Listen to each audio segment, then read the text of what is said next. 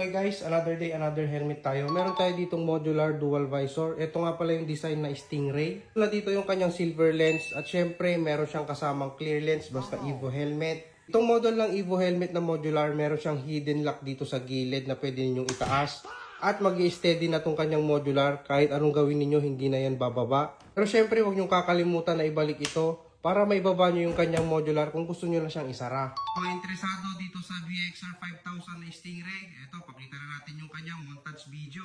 Kung sakali bang mawala, pabalik ay tatanggapin mo pa ba?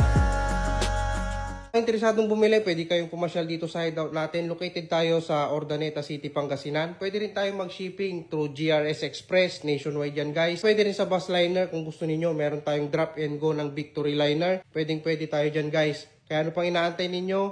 Order na. Peace.